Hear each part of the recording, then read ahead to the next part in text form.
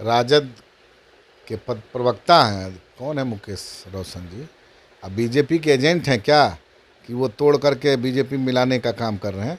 वो क्या हैं ये तो स्पष्ट कर। अब हम ये सब बेकार बेकार की बात पर जवाब देना कतई उचित नहीं है।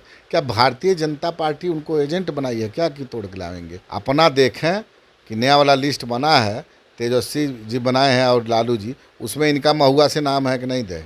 अपनी चिंता करें। अनर्गल बात, आलतू फालतू बात, बेवजह की बात को, ये सब फालतू की बात करते हैं लोग। इन लोगों की बात का जवाब देना कतई उचित नहीं। ये सब फालतू की बात करते हैं लोग। इन लोगों की बात का जवाब देना कतई उचित नहीं। देखिए, चिराग पासवान जी को एक बार फिर से राष्ट्रीय अध्यक्ष चुन लिया गया है सर्वसम्मति पर। रांची के अंदर राष्ट्रीय कार्यकारिणी की बैठक हुई थी और यहीं पर ये फैसला लिया गया।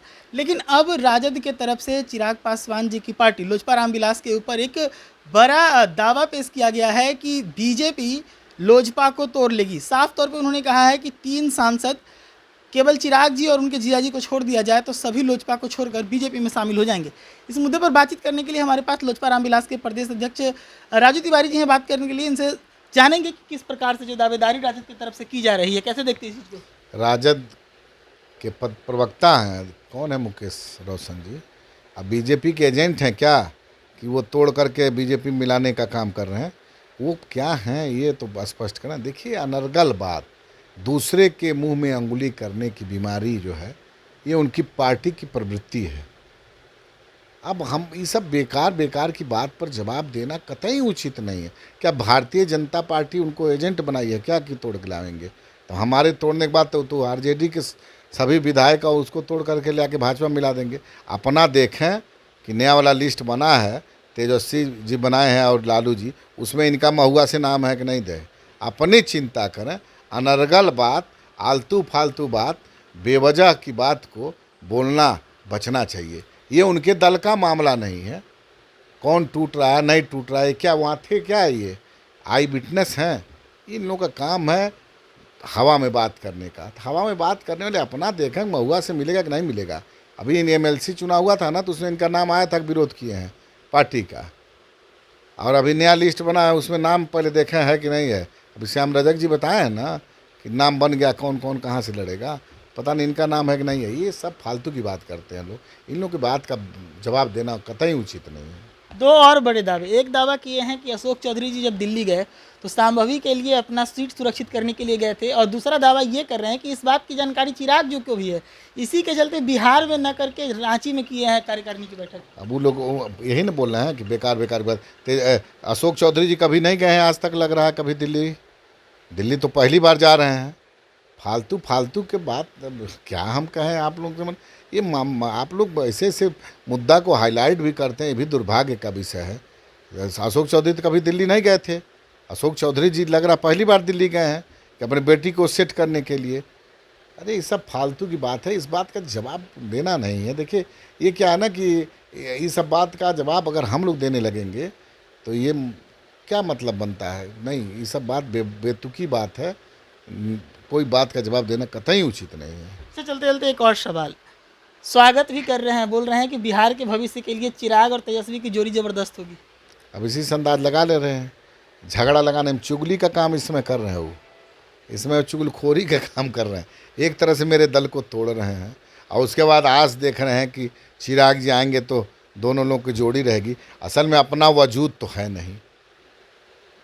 हमारे नेता की लोकप्रियता, हमारे नेता की नीति, हमारे नेता शुरू से जब हम लोग अकेले थे तब भी वो प्रधानमंत्री से उनका एक व्यक्तिगत रिश्ता था।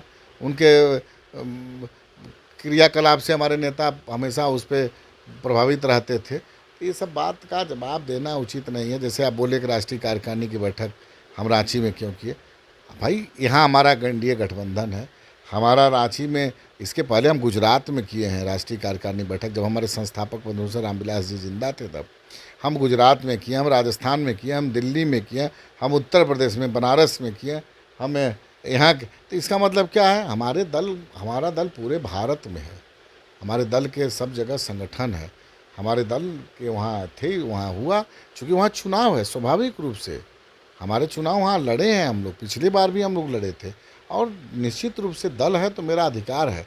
हाँ, बिहार में निश्चित रूप से एनडीए के साथ मेरा गठबंधन है और नेता आदरणीय चिराग पासवान ने स्पष्ट कर दिया है कि वहाँ का जो प्रदेश अध्यक्ष है, वहाँ की प्रदेश कमेटी है, वो निर्णय करेगी।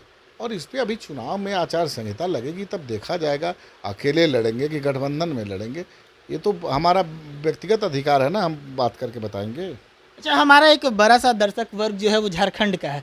झारखंड में चुनाव है, क्या कुछ तैयारी वहाँ पर चल रहा है? आप लोग होके आए हैं वहाँ से? देखिए, झारखंड में हमारे प्रदेश अध्यक्ष, हमारी पूरी प्रदेश कमेटी वहाँ पर सभी जिलों का भ्रमण कर रही है, और हम लोग वहाँ पर अधिकृत भी किया गया है कि चुनाव की तैयारी में आप लोग कितने सीट पर तैयारी किए हैं, कितने सीट पर आपका संगठन मजबूत है, कितने सीट पर आपके लड़ने वाले हैं, वो टोटल लेकर के राष्ट्रीय अध्यक्ष से मिलेंगे और उसके बाद फाइनल होगा।